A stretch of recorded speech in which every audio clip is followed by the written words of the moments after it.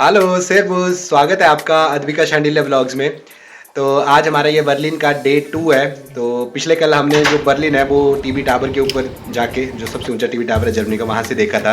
पर आज हम जर्मनी के मतलब बर्लिन की जो हिस्ट्री है उसको नज़दीक से नीचे जाके एक्सप्लोर करेंगे। तो सबसे पहले हम वही सोच रहे हैं कि यहाँ का जो ये ब्रेंडनबुर्ग गेट है बहुत ही हिस्टोरिकल है। उसने जर्मनी का डिवीज़न भी देखा है, जर्मनी की यूनिफिकेशन भी देखी है, जब ईस्ट वेस्ट जर्मनी बने थे और बाद में यूनिफाई हुए थे। तो बहुत कुछ है आज देखने के लिए। तो सबसे पहले हम ये आपको ये जो बान बेथोवन होटल है इसका बुफे ब्रेकफास्ट दिखाएंगे कैसा है इन फ्यूचर। अब आपको आना हुआ यहाँ पे, और उसके बाद फिर हम शुरू करेंगे घूमना। तो बने रहिए आप हमारे साथ। फर्स्ट जो इनका ये ब्रेकफास्ट वाला एरिया है बहुत ही मस्त है। आप अंदर और बाहर बैठ सकते हो, बाहर भी बहुत सुंदर है, नेचर में आप आराम से, और अंदर भी बहुत अच्छा है। और जो इनके मेन्यू ऑप्शन है बहुत ही अच्छे हैं, बहुत सारी वैरायटी है, और ख़ासकर जो नॉन वेजिटेरियन है उनके लिए तो बहुत ही मस्त है। मतलब इनका जो मेन्यू ऑप्शन है तो, और वेजिटेरियन के लिए भी बहुत अच्छा है, काफ़ी सारे ब्रेड्स हैं। ये होटल काफ़ी सुंदर है, मतलब इन्होंने बहुत सारी पेंटिंग्स लगा रखी हैं। ये जैसे स्टेयर केस है तो यहाँ पे भी सारे में बड़ी बड़ी पेंटिंग्स हैं। अभी इस मंदिर का गेट खुला था, मतलब अभी तो वैसे कंस्ट्रक्शन चल रही है, तो हम अंदर आगे देखने के लिए। तो ये श्री गणेशा हिंदू टेम्पल, मतलब तो इस तरह का ये भव्य मंदिर बनेगा। तो अभी जो हम देख रहे हैं वो आगे की मीनार बनी है। तो ये सामने वाली जो मीनार है इसमें मतलब जो फ्रंट पोर्शन है उसमें काफ़ी काम हो गया है, बाकी हिस्से में भी काफ़ी काम हो गया है, पर अभी फाइनल टच आएगा। तो ऊपर वो कारीगर लगे हैं। तो ये बहुत ही ज़बरदस्त बात है कि यहाँ बर्लिन में इतना भव्य मंदिर बन रहा है, और ये बताता है इंडिया के और जर्मनी के रिश्तों की गहराई। मतलब जितना ये भव्य मंदिर बन रहा है उतना जो रिश्ते हैं वो कितने अच्छे हो रहे हैं या हो गए हैं। ये एक सेंचुरी से भी ज़्यादा पुरानी S1 नेटवर्क है, और सॉरी मेट्रो नेटवर्क है, मतलब S1 U1 यहाँ पे बोलते हैं। जो इस तरह के पिलर हैं सारे, ये सारे लोहे के हैं, कोई कंक्रीट नहीं है यहाँ पे। तो अभी हम ये आज का घूमना जो है वो स्प्री नदी के साथ से शुरू कर रहे हैं। तो बहुत मस्त हवा चल रही है यहाँ पे, सही है।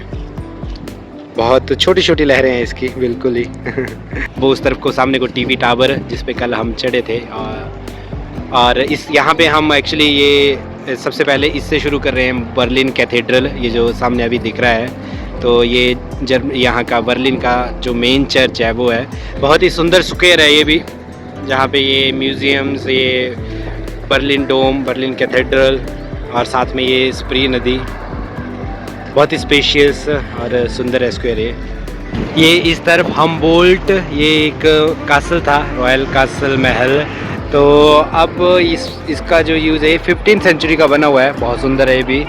और अभी जो इसका यूज़ है वो यहाँ पे इवेंट्स वगैरह में होता है, मतलब कुछ जो इवेंट्स होते हैं, कॉन्सर्ट्स वगैरह या कुछ भी। जहाँ पे अभी ये बर्लिन कैथेड्रल है, इसी जगह पे 15th सेंचुरी से यहाँ पे चर्च हुआ करते थे। पर जो ये वाला स्ट्रक्चर जो बना है चर्च, ये वाला जो कैथेड्रल बना है ये 19th सेंचुरी में बना है। तो और ये बारोक जो आर्किटेक्चर है उसमें बना है। तो ये बहुत सुंदर है, जैसा कि हमने लास्ट टाइम पसाओ में देखा था एक सेंट योसेफ कैथेड्रल, वहाँ पे वो भी इसी तरह से वो बारोक आर्किटेक्चर में बना था।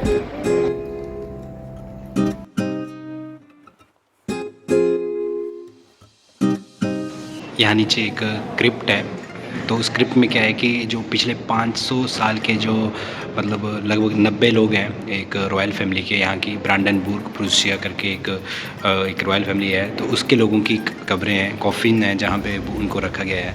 तो वो अभी भी नीचे रखे हुए हैं उन्होंने, 500 साल पुरानी कब्रें, पर अभी मेंटेनेंस की वजह से ये बंद है, तो आज हम नहीं देख पाएंगे। तो जैसे कि मैं पहले बोल रहा था कि बहुत सुंदर होते हैं ये जो बारोक आर्किटेक्चर है, तो अंदर से ये बहुत ही सुंदर है। अगर आप इसका डोम देखो, है छोटा ही है, मतलब अंदर से बहुत बड़ा चर्च नहीं है, मतलब छोटा है पर बहुत ही सुंदर है। तो इस तरह की 267 स्टेयर्स हैं, और उनको चढ़ के हम ऊपर जा सकते हैं, पूरा पनोरमिक व्यू देख सकते हैं। तो अभी लगभग मैं 300 सीढ़ियाँ चढ़ के ऊपर पहुंच गया हूं। तो पिछले कल शाम को हम मतलब टावर से उतरने के बाद उधर कोशिश कर रहे थे, जो सामने ये रेड म्यूनसिपल हॉल दिख रहा है वहाँ तक जाने की, पर बारिश हो गई थी। तो यहाँ से इसका बड़ा अच्छा व्यू आ रहा है। तो यहाँ से बढ़िया व्यू आ रहे हैं, स्पेशली ये नदी वाली साइड के। तो नीचे से शिप क्रॉस कर रहा है। तो ऊपर यहाँ पे ये इस तरह की थोड़ी नैरो गैलरी भी है कहीं कहीं, तो यहीं से आप व्यू लेते हो। जो इस तरह की गैलरी है ऊपर है, पर सही है, मतलब ऊपर आना भी एक अच्छा एक्सपीरियंस है। यूजली हम ये सारे जो ऊपर गुंबद है इन पे ये ग्रीन कलर देखते हैं, और ये ग्रीन कलर के नीचे कॉपर की शीट्स होती हैं, और कॉपर को यूज़ करने के बहुत फ़ायदे होते हैं रूफ टॉप्स में। तो ये एक तो जंग नहीं लगता है, और दूसरा जो ये मेटल है ये टेम्परेचर के साथ बहुत सेंसिटिव नहीं होती है, और इससे बहुत कॉम्प्लेक्स शेप बन जाती हैं। तो इसीलिए और मेटल्स के बजाय कॉपर को यूज़ किया जाता है। तो ये फ्रंट साइड का नज़ारा है। तो यहाँ पे एक्चुअली 10 यूरो की टिकट है, तो बाकी मेरे साथ वाली जनता इंटरेस्टेड नहीं थी आने में, तो मैं ही आया हूँ अकेला। तो बाकी जनता नीचे है। तो मस्त व्यू आ रहा है, और अपने फौजी नीचे से झंडा लहरा रहे हैं। यहाँ से एक ही पनोरमिक व्यू में ये हम्बोल्ट जो फोरम है, वेन्यू है, और इस तरफ को ये स्प्री नदी, और इस पे ये मस्त शिप चल रहे हैं, और उस तरफ को ये गार्डन, और वो रेड कलर में जो है वो यहाँ का टाउन हॉल, और थोड़ा सा और घुमाएं तो इस तरफ को वो टीवी टावर। तो फुल पनोरमिक व्यू है यहाँ से। अभी 200 मतलब 250 पौड़ियाँ उतर के यहाँ पे एग्ज़िट है, और बहुत मस्त नज़ारा है यहाँ। बिल्कुल ही हम नदी के पास आ गए हैं, स्प्री नदी के पास। और यहाँ से वो आपको अगर 1 से 1 घंटे 30 मिनट की, मतलब 1 घंटे की राइड ले सकते हो आप इन शिप में। ये हर 30 मिनट में यहाँ से आपको शिप चलेगा यहाँ से। और मतलब ऑब्वियसली वहाँ पे इसके चार्जेस होंगे, मुझे लगता है इसके 30 यूरो चार्जेस हैं। तो अभी मैं थोड़ी देर पहले वहाँ पे ऊपर उस गुंबद के चारों तरफ घूम रहा था, और अभी नीचे आ गया हूँ। तो यहाँ पे बहुत ही सुंदर फाउंटेन है ये, और इस साइड को ये आल्टेस म्यूज़ियम है। ये जो म्यूज़ियम है, ये जो म्यूज़ियम ऑफ आइलैंड, म्यूज़ियम इंजेल है, आइलैंड ऑफ म्यूज़ियम, उन्हीं में से एक है। तो ये यूनेस्को वर्ल्ड हेरिटेज में है ये जो म्यूज़ियम है, और ये म्यूज़ियम लगभग 1825 में बना था। और इस फाउंटेन से अभी हवा के साथ ये पानी उड़ के आ रहा है। तो अगर जैसे जो नज़दीक खड़ा है तो मेरे ऊपर भी गिर रहा है, सही मज़ा आ रहा है। और यहाँ पे ये कुछ लड़कियाँ बड़े ही सुंदर कॉस्ट्यूम में हैं, तो आप इनके साथ फ़ोटो खिंचवा सकते हो। जैसे अभी हमने ये खिंचवाए हैं कुछ फ़ोटो। मस्त पार्क है ये सामने, और यहाँ पे आप आराम से रिलैक्स करो। आज मौसम भी बहुत ही मस्त है, मतलब ठंडी ठंडी हवा चल रही है, 20 डिग्री टेम्परेचर है, तो सही मज़ा है यहाँ पे रिलैक्स करने का। पर एक चीज़ है जो मैं मिस कर रहा हूँ कि यहाँ पे जो मतलब कार्ड हैं, जैसे कोई ऐसा कार्ड होना चाहिए जिसमें सारी की सारी चीज़ें इंक्लूडेड हो, क्योंकि यहाँ पे जो कोई भी विजिट ऐप करते हो वो सारे काफ़ी एक्सपेंसिव हैं। तो एक कार्ड है शायद वो 100 यूरो का है, और वो भी काफ़ी एक्सपेंसिव है। मतलब अगर कुछ वैसे 50 यूरो में हो और जिसमें सारी मैक्सिमम चीज़ें ये इंक्लूड करी हो तो बहुत अच्छा है। जैसे साल्ज़बर्ग में जाओ आप तो एक कार्ड 30 यूरो मिलता है और आपको हर अट्रैक्शन फ्री हो जाती है। पर यहाँ पे जो कोई भी अट्रैक्शन है, जैसे आप टीवी टावर पे ऊपर जा रहे हो तो 25 यूरो लगते हैं। मतलब हर अट्रैक्शन के मतलब यहाँ अलग अलग चार्जेस हैं, तो ये थोड़ा डिसअपॉइंटिंग है एक्चुअली टूरिस्ट्स के लिए। तो एक अगर कार्ड हो 50 लगभग यूरो में, और उसमें मे बी 10 से 15 अट्रैक्शन इंक्लूडेड हो, फ्री हो, तो बहुत ही अच्छा होगा। मतलब तो लोग और ज़्यादा खुश होंगे, मतलब टूरिज़्म और बढ़ेगा।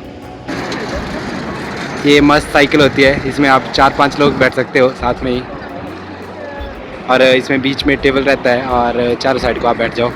तो अभी ये हम्बोल्ट फोरम जो पहले कासल हुआ करता था 500 साल पहले, और अभी एक वेन्यू प्लेस है ये, इसको हम्बोल्ट फोरम बोलते हैं। अभी यहाँ पे कुछ इवेंट्स के लिए, मेनली इवेंट्स के लिए है अभी ये प्लेस। टिप ये है कि अगर आप इस एरिया के इर्द गिर्द हो और आपको फ्री टॉयलेट्स यूज़ करने हो तो आप इसके अंदर आओ, हम्बोल्ट फोरम के अंदर, और आप फ्री में वॉशरूम्स यूज़ कर सकते हो। तो अभी हम फाइनली ये ब्रांडनबुर्ग गेट पे आ गए हैं। जर्मन हिस्ट्री में ये गेट काफ़ी इम्पोर्टेंट रहा है। तो ये जो गेट है ये 1791 में ये यहाँ के एक राजा थे, उन्होंने बनवाया था, आज से लगभग 230 साल पहले। और जब जर्मनी का डिवीज़न हुआ था तो उस टाइम पे यहाँ पे एक बॉल लग गई थी, जो बर्लिन बॉल थी, वो इसके एक साइड से गुजरती थी। और ये ऐसा एरिया था कि जहाँ पे आप दोनों साइड के लोग नहीं जा सकते थे, ना ईस्ट जर्मनी के ना वेस्ट जर्मनी के। तो एक तरह से आइसोलेटेड सा कर दिया था एरिया। और उसके बाद जब यूनिफिकेशन हुई थी, मतलब जर्मनी फिर से 1990 में दोनों पोर्शन ईस्ट वेस्ट जोड़ के जर्मनी बना था। इस गेट ने मतलब वो डिवीज़न यूनिफिकेशन के टाइम पे यहाँ पे एक सेंटर होता था, मतलब उन दोनों चीज़ों का यहाँ पे फेस ऑफ होता था, जो ईस्ट और वेस्ट जर्मनी के सोल्जर थे या वॉल बनी थी। आजकल यहाँ पे भी ये रिक्शाज वाला ट्रेंड आ गया है, तो आप यहाँ इनमें बैठ के घूम सकते हो। ऑफ कोर्स एक्सपेंसिव रहेंगे पैदल घूमना ही सबसे अच्छा और सस्ता है तो ये जो ब्रांडनबुर्ग टॉर है, इसके ऊपर अगर आप ये देखो तो ये एक चैरियट है, 4 घोड़े लगे हैं, और जो ऊपर बैठी है उसको बोलते हैं मतलब ये गॉडेस ऑफ विक्ट्री। तो ये जो ब्रांडनबुर्ग टॉर है, ये जब मतलब बर्लिन वॉल गिराई गई थी तब भी ये मतलब माना जाता है कि ये सिंबल ऑफ यूनिटी रहा है। ये इसी ब्रांडनबुर्ग जो गेट है इसके पास ही ये एक चाइनीज़ लोगों का प्रोटेस्ट चल रहा है। फालून दफ़ा करके एक ये मेडिटेशन और कुछ और एक्सरसाइजेज हैं, ये बैंड हैं चाइना में आई थिंक 1999 से। तो ये उसी को लेके ये प्रोटेस्ट कर रहे हैं कि ये जो प्रैक्टिसेस है मेडिटेशन की, इनको बैन ना किया जाए वहाँ पे, मतलब इनको खोला जाए। ये जब ज्यूस जो ये यहूदी लोग थे जिनका नरसंहार हुआ था 1938 में हिटलर के टाइम, तो ये उनकी कब्र है यहाँ पे। तो यूरोप में ये यहूदियों की सबसे बड़ी कब्र है जो अभी तक मेंटेन की गई है। मतलब ये एग्रीमेंट हुआ था जर्मन गवर्नमेंट के साथ कि जो उनके कब्रें हैं, लगभग 7000 लोग हैं, उनको मेंटेन किया जाएगा। तो ये वो कब्रिस्तान है यहूदियों का, ज्यूज़ का। आज यहाँ पे ये बर्लिन परेड चल रही है। तो मुझे लगता है ये जो समलैंगिक LGBT कम्युनिटी है उनके अधिकारों के लिए ये फेस्ट है, ये परेड है।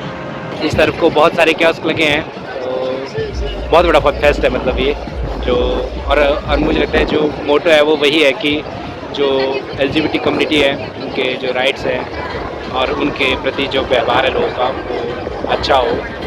अभी हम ये नेक्स्ट जो यहाँ की पार्लियामेंट है, ये वो बिल्डिंग है पीछे की तरफ से देख रहे हैं अभी हम। तो राइट साइड में जर्मन फ्लैग और बीच में ये यूरोपियन। और एक नोटिस करने वाली बात है जो ये मतलब अभी परेड देख रहे थे हम इक्वल राइट्स की, समलैंगिक कम्युनिटी की, तो वो फ्लैग भी लगा हुआ है। तो मतलब बहुत हाई लेवल पे मतलब सपोर्ट किया जा रहा है इस मूवमेंट को। तो अभी हमें घूमते घूमते आधा दिन हो गया और वीडियो भी मतलब काफ़ी लंबी हो रही है, तो इस वीडियो को यहीं पे ख़त्म करते हैं। तो बाकी का जो आधा दिन है हम घूमेंगे वो हम नेक्स्ट वीडियो में कवर करेंगे। तो thanks for watching, thanks for your time, जय हिंद, चूज़।